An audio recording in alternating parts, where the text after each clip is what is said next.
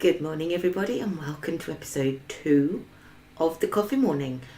My name's Leanne. I'm of the Fibre Factory UK, and this is our little coffee morning. Mug, coffee as always in this really lovely mug, which is an At Home with Ashley Thomas from Debenhams, which I got couple of years ago now, but still one of my favourites. It's got sheep on. Of course I love it. This is the second recording of the second episode. I was asked to have Dilly on the episode, and we recorded a whole thing together. It was poetry in motion. It wasn't chaotic in the slightest. But we didn't have the microphone on, so it's a silent movie. So I'm recording episode 2 for the second time, but this time I'm alone. Dilly is not here, but I will insert some clips at the end of this video of what we got up to on the first recording of this episode, if that makes any sense at all. I think it does. We'll move straight on. I have some projects to share. The recording of last week's episode was just enough to get me going, to give me the oomph to actually get some projects going yarn-wise. So first project is the one that I definitely spoke about on our first episode, and that is the granny stripe blanket, and I'm using the pattern from Lucy at Attic 24, which everybody uses. She does such a lovely job. If you are new to crochet, I highly recommend that you go over to Attic 24, because her tutorials are lovely. They're so well laid out. The pictures that she puts up is great. You can't go wrong. Follow Lucy's patterns and you'll be good to go. And the granny stripe is a really good one because it's nice and simple. So here is said granny stripe. It is made with King Cole Drifter in the colourway Boston. Now, I started this on Friday at Knit Club. I host a knit club at the local high school on a Friday, and I began this there. I had 2 balls, and this is, it's this deep. It's a double knit, and it is acrylic, and all I have left is this little teeny tiny yarn bogey, and so now I have a dilemma. My intention was to purely stash dive for projects right now. I really didn't want to buy any more yarn. I have a lot of yarn, but I have a lot of single skeins of yarn, so or a couple of skeins here and there. Although I knew I wouldn't get a blanket out of 2 balls, 200 gram balls, and I really liked the way it worked up. There's no changing colours. I didn't have to think about it too much. It was just a crochet, and the colours did their own thing because it's a self-patterning yarn. But this is not a blanket. This is small. So I now need to work out whether I actually buy more of this Boston drifter yet from King Cole, or do I pull it back and take half of this out, and then with this, which is a perfect match, I can show you, for the lighter orange in there. I've got 50 grams of this, and I can't remember what this is, but I know it's a superfine merino, but I can't remember what the yarn brand is. And also stripe in this. Now this is a 4-ply. This is a Rooster alpaca 4-ply in the colour cornflower, and this goes absolutely spot on. If I can get it to show up, it absolutely matches the very small bits of blue that are in here. So I could rip half of this out, do maybe 4 stripes of this, a stripe of this, 4 stripes of this, a stripe of this, and then add, once those have run out, then add what I've pulled out from this onto the end, which would give it some uniformity. Or do I just suck it up and go and buy some more drifter? I'm really not sure. I will give it some thought, but for now this one is going to be put on the side until I decide exactly what I want to do with it. It has been a lot of fun. I've really enjoyed crocheting. I haven't crocheted for a long time, and it's been nice. I've enjoyed it, and I was a little bit disappointed when I ran out, and then had to decide what I was going to do. I did go down into the town where I purchased the drifter originally, and they didn't have any, so I would have to order it online if I do go down that route. So I'll give it some thought, and next week maybe I'll have made a decision and either pulled it out and striped it or bought more. We will see. So that is the Granny Stripe Blanket pattern by Attic 20, Lucy of Attic 24, and I will link all of those details below. Project number 2. I cast something on. I have cast on, again, this isn't something that I'd planned. As I mentioned last week, I didn't know what I wanted to knit, and I was still having this dilemma on Sunday when I still didn't know what I wanted to knit. So I was having a chat with my friend Lucy, who was asking about the jumper that I was wearing on last week's podcast, and that was the Loppy sweater, and I believe it's a free pattern. It's definitely on Ravelry, but I can't remember whether it was a free pattern or a paid for pattern. And I thought I could knit another one of those. I really enjoyed doing the colour work.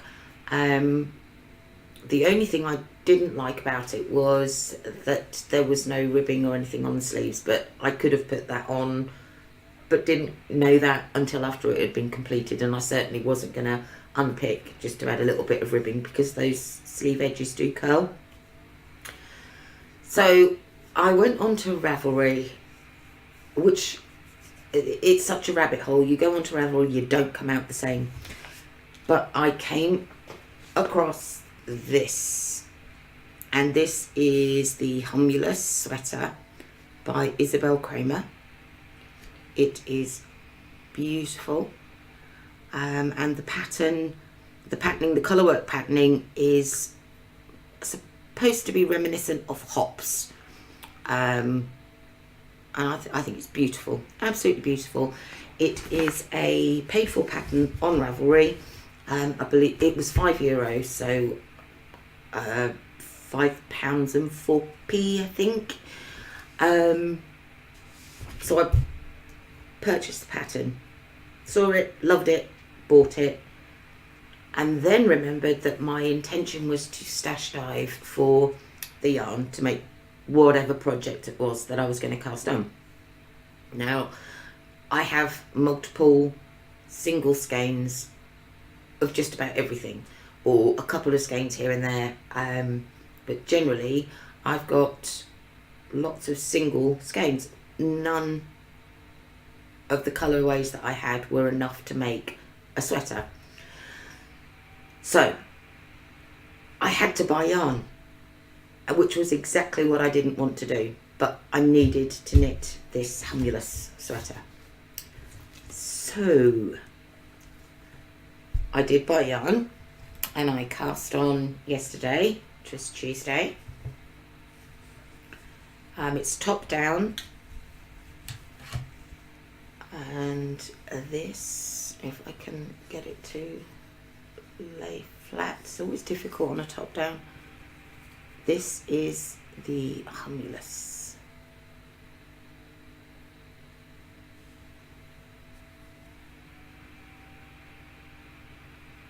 And it's, I'm loving every single stitch of it. So that what I'm using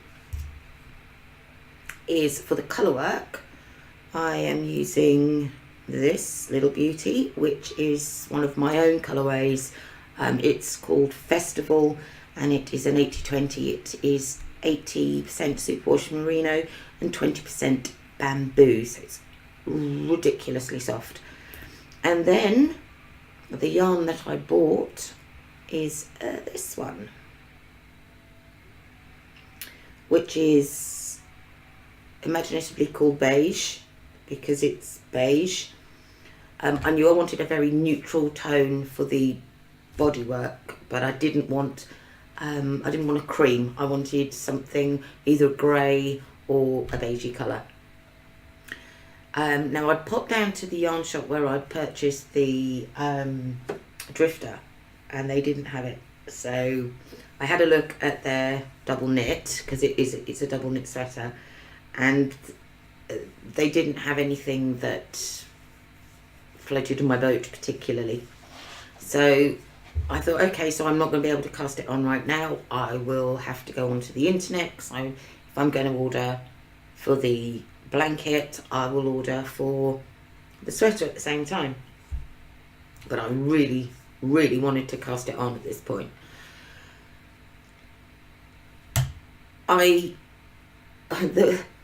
There was a diversion in place, that we have got roadworks everywhere around here in Suffolk at the moment, and there was a roadblock. One of the roads was blocked off that I would have ordinarily used, so I had to go around the long way. And I thought, oh, I'll pop into Aldi's and I'll grab some bits and pieces while I'm out. And they had a huge amount of crafting bits and pieces on sale, and it included yarn.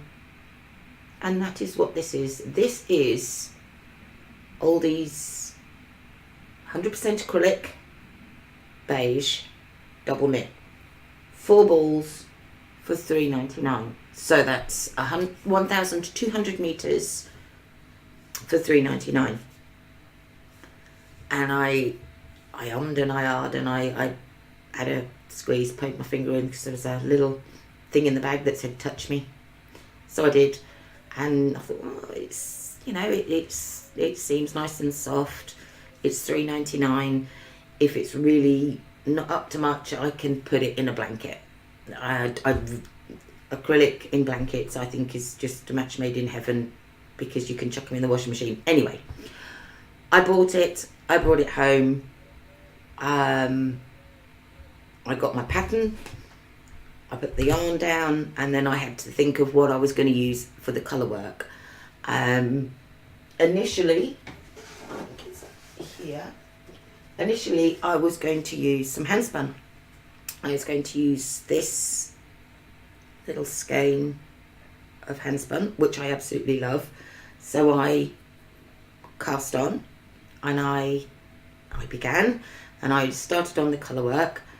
And I think, had I been able to get grey, which was my other, I either wanted a grey or like this, a beige colour, it would have worked brilliantly, but it just wasn't wasn't quite the look I was going for, so I pulled back, rewound that into a ball, and I pulled out the festival colourway, which I think has worked out really nice. I love the way those colours are playing. I can't see. They're just. I'm just so chuffed with it. And there's the back. If anybody, I know for some reason people like to see the back of colour work. Well, that's mine. I don't like to leave my floats too long, so unfortunately with this, there isn't any particularly long space in between floats, so it's working up nicely. Now, I don't have an issue with acrylic yarn, and I feel that there seems to be quite a big stigma in the knitting community, certainly on some of the groups on Facebook, where people seem a little bit timid to say, I'm knitting this and I'm knitting it in oldies yarn or whatever, because it's deemed to be not good enough. I think that's rubbish. I think it's completely rubbish, because the whole point in doing what we do, the whole point in making something, is the pleasure that it gives either to us to make it, which is kind of the point, and then to whomever receives it. So does it really matter what you're making it from? If it's what you can afford, there shouldn't be a stigma attached to what you are using. So I'm mixing merino and bamboo with acrylic, and I don't think there's anything wrong with that. The acrylic yarn is nice and soft. It's got a lovely stitch definition. It's not splitting. It's doing all the things that I would want any yarn to do, no matter what it was made of. So I don't care. And you shouldn't care either, because if you're doing something that you enjoy, use whatever you can. There is, in my world, no difference. Yes, it's all, and this is probably why I have lots of single skeins of stuff, because I've got, I dye yarn, so I've got several skeins that I've dyed, and I have skeins from other indie dyes, and I adore them. I love them. But with that one single skein, you need to be able to mix that with something else. So you tend to, I mean, unless you are going to do one of these fade things, which I'm not a big fan of, but again, that's just my personal thing. I think they're just too busy and too, I can't quite get my head around them. Where you can use multiple different skeins, that's great. But in general, you want a sweater's worth of a yarn. Are you really going to want to pay £16 a skein and then worry about using it, or buy something that you're comfortable with and enjoy making whatever you're making? There's arguments for both sides, but the main point is, do not be ashamed of the yarn that you use. It's not about what you use, it's about what you put into using it. And I'm really pleased with the way my humulus is working up, and it's oldie acrylic, and I love it. And had there been variegated skeins, because I really like to do colour work in variegated skeins, it takes all the, you've got that colour shift, I would have bought some of that for $3.99 for 4 balls of very soft, washable, nice yarn. Perfect. Gets a big thumbs up from me. So please don't be ashamed of using acrylic yarn. Just enjoy what you make. That's my lecture over. So they're my two projects, the Humulus and the Granny Stripe blanket. I will of course link all the details below, and everything that I talk about will be on the website, so you can see the whole thing together. The 28 Days of Love, Cal. That came to me last week in like a bit of an epiphany. It just came to me last week, and I honestly didn't think that anybody would sign up. And that was fine, because it actually gave me the kick up the bum I needed to get going on some projects. So to have a couple of people sign up was a joy. It made my little heart flutter, because it's just so nice. Now I know there's not an awful lot going on there at the moment, but I will be posting some more, and please, Maria and Lucy, post up your projects. Remember, it is any project, Cal, any craft, anything you like. Just come and join. What I've done is I've created a Ravelry-like page on the website. Now, you do have to sort of sign in. I didn't particularly want that, but it's the only way that I can get it to function on the website. So that's why. But you can sign in with Facebook, you can sign in with your email address, and none of that data is held. So it's all completely secure and safe.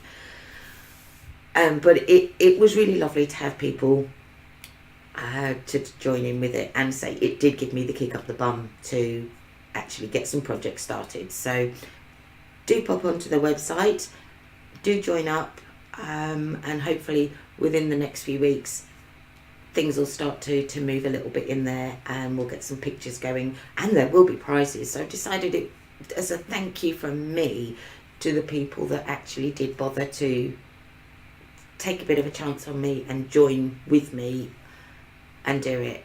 I think it's only right that there's some prizes, so there will be some prizes, and they will be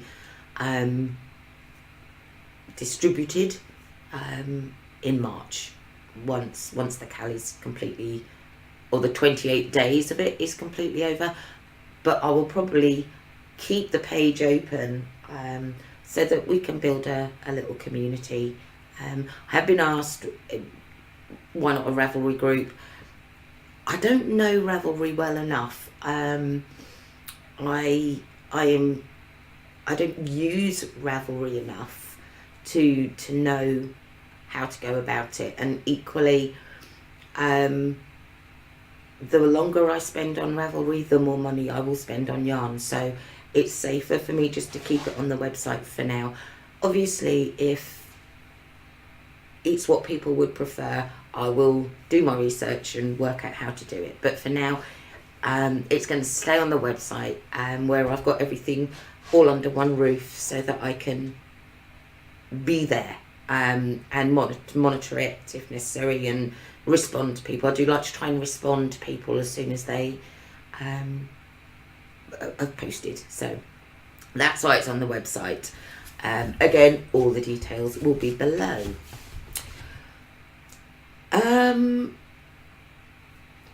Another project that I found in my this is my favourite bag.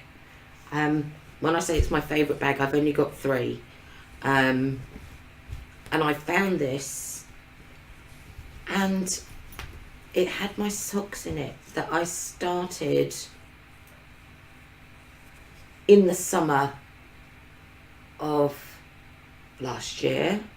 I'm losing stitches like no tomorrow here. These are just, I think I've done it. I think I've managed to catch them all. Plain vanilla socks, and they are, I'm knitting them on, I'm actually knitting them on size 3 zings, DPNs, and it is 54 stitches, and the yarn, which I absolutely love, is West Yorkshire Spinners, and this is the pheasant colourway, and this is what it looks like. I love it. And I wondered why. Well, I know why I stopped. I stopped because my hands were just not up to it. I couldn't. It was causing me way too much pain to knit, and so I had to kind of put them away. Now I've started on the Humulus, and my hands are okay. They're still moving. I'm gonna carry on with these. However, you can see I've done a contrast heel, and I was going to do a contrast toe, and all that's in my little bag is the main colour. So I need to find out. I will have put it somewhere safe. Find the grey that I was doing the toes and heels with, and then I can get on and complete that second sock. A little bit about the bag. The bag is Pussycat bag,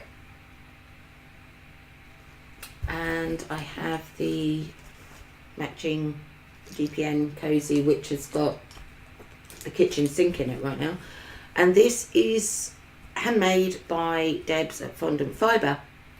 Now, it's beautifully made, and I absolutely love it. And I went just this morning, actually. I went and I thought I will get myself a project bag, because I don't have project bags for either the blanket or the sweater, and I really do need to get bags sorted, because they deserve to be in something better than a carrier bag. So I went to have a look for Debs, because I do love the stuff that she makes, to find that she's taking a break, and the website is no longer functioning, and she hasn't been on Instagram for quite some time. So it was quite sad, and I do hope that everything is all right with Deb, because her products were lovely. So I'm still on the hunt for some this sort of size and probably bigger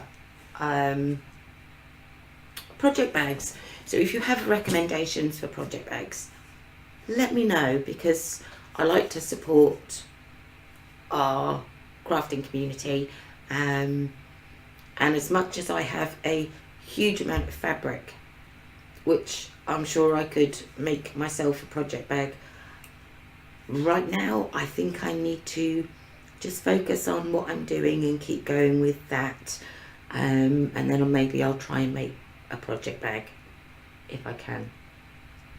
So that was that project bag, and the vanilla socks, which hopefully I will find that grey and I will get those finished off, because they are lovely.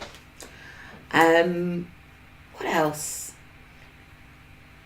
Non-yarn related, I did get a delivery, and this was last week. It was actually just after I'd finished recording last week, and this is how focused on my knitting I've been, because I got the We Are Memory Keepers, is it Trim and Score? It is Trim and Scoreboard. I haven't even taken it out of its box, its little package, and I've been really looking forward to using it, but I've been so focused on getting some yarn work going that it stayed there. But this week, because I'm looking at releasing some journals for the shop, and I'm making up a prototype so that I can see how it will work as a functioning object. The concept in here is great, but I need to make it to make sure that it actually works in the way that I want it to, and then I can look at getting all the artwork printed and so on and so forth, and then put it all together. Hence I got myself the Trim and Score. I haven't done any of that. So as soon as I do, I will let you know what I make. It's also going to be good for the journals that I do anyway, so in the memory books. So I'm really looking forward to getting that out of its packaging and getting some use on that. But unfortunately this week it just didn't happen. I did nothing on the latch hook kits. Haven't even looked at them since, I've got to be honest. So I've got that to get going on as well. So I will do that, and I haven't actually put together any of my woven squares either. So I need to do that, and I will try and do that at some point this week so that you can actually see some progress on that as well. What else is there? Having already done this once, I feel like I'm repeating myself, but I'm not repeating myself because you didn't know that I'd done it before, which is confusing. But I think I've covered everything that I covered previously. Onto the shop. Now, I think this isn't a platform for me to do a lot of self-promotion, and that really isn't the purpose. The purpose of this for me was to sort of crafting community type feel. I don't want to be and I have this, and I have this, and I have this, and I have this. That being said, I have stuff that I would like to show you because I don't think people are necessarily aware of what it is I do, which isn't surprising because most of my family don't actually appreciate what it is that I actually do either. So, first and foremost, I dye knitting yarns. That's, that I've shown you what I'm using today, and that's one of my own. I will be updating the shop today, which is Wednesday and Thursday, so keep your eye on the website, because yarns will be added, and there will be mini skeins, and there will be 100 gram skeins, there will be double knit and sock weight. So if you're interested in hand dyed yarns, then you might like to take a look at those.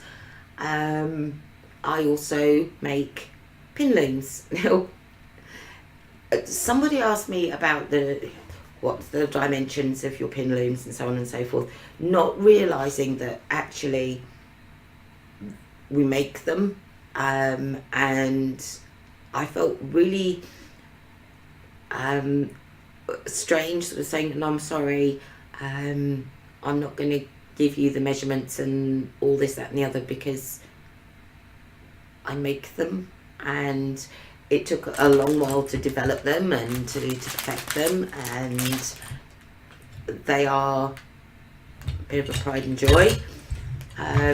So we make 3 sizes of loom currently. Now, we are looking into developing a couple of other looms this year. That's all in the concept process, which is all up here, and obviously as soon as we do get that sorted, I will show you here first. But these are our pin looms. They are made from oak, and they have stainless steel pins, and they are a beautiful piece of kit. They really are. I'm so proud of them. They feel nice. They're nice to work on. I'm just so proud of them. We do 3 sizes. We do the 4-inch, which is this little baby here. We do a 6-inch, and we do an 8-inch. So you have the three sizes. The larger 2 looms, the 8-inch and the 6-inch, they come with either a 0.5 centimetre pin spacing or a 1 centimetre pin spacing. So you can use the 1/2 centimetre pin spacing. I would recommend using with a sort of 4-ply double knit, up to a chunky commercial yarn, possibly be a very tight weave, and then the 1 centimetre we developed so that, because obviously I spin, so I had some hand spun that I wanted to use, and the 1/2 centimetre just didn't really do it justice because it made it really tight. So we did a 1 centimetre spacing, and they were beautifully for art yarns and hand spun yarns and things, and thicker commercial yarns. So those are the pin looms that we make, and you can find them on the website. Something else that we make, and I will be updating for these 4 today on the website, is drop spindles for hand spinning.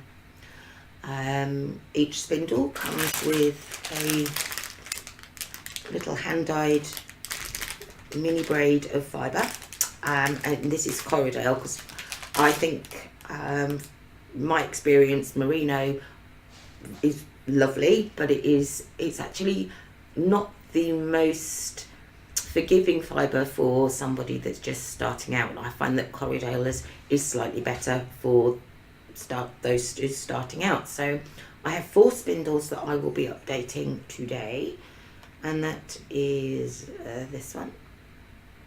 They are very light. They're 28 on average, 28 grams. They've got double notches, and they have the cup hook like that. So we have this one, and I also have this one, which is pinks and purples and greens. This one, which is yellow, purple, like a deep red, and a green. And finally, we have this one, which is the green, purple, gold, and red. So they are 4 drop spindles that I will be putting up in the shop update today. I say, and they come with their own mini braid of fibre.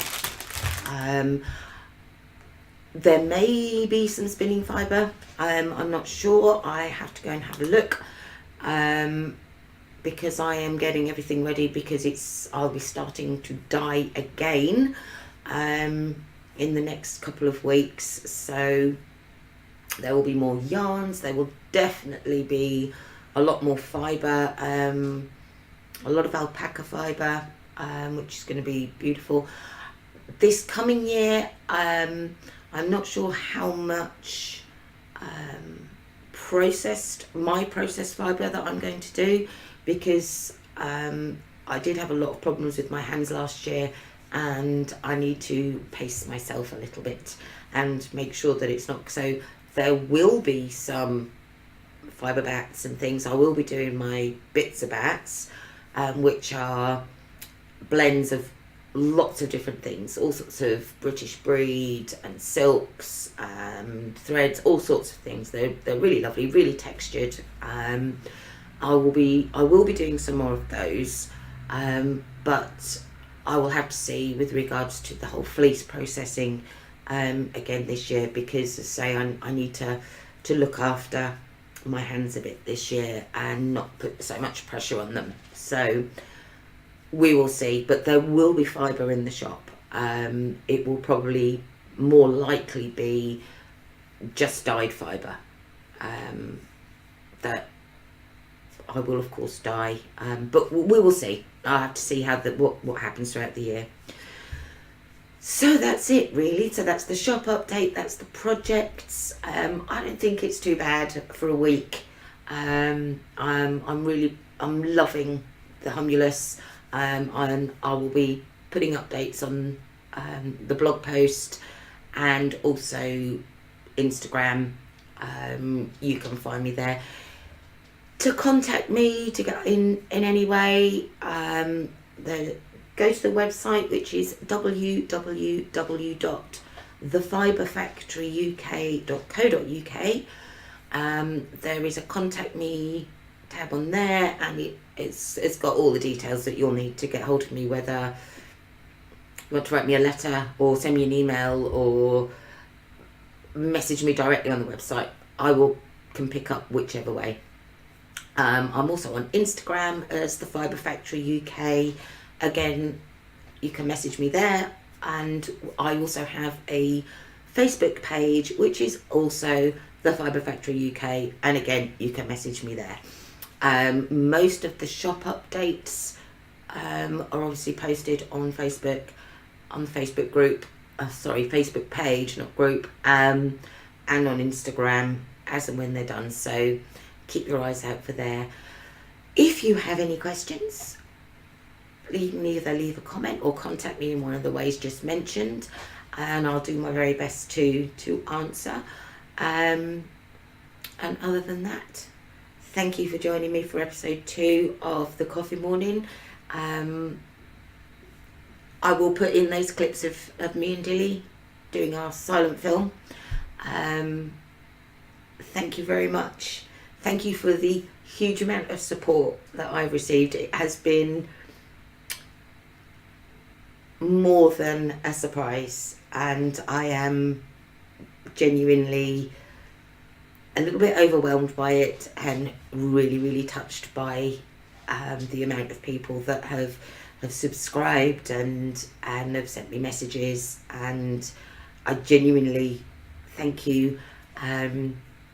It has made me incredibly happy. So thank you all very much for sticking with me for half an hour, 40 minutes, whatever it is. Good luck with your projects. Come and join the Cal, and I will see you next week for another cup of coffee. Bye.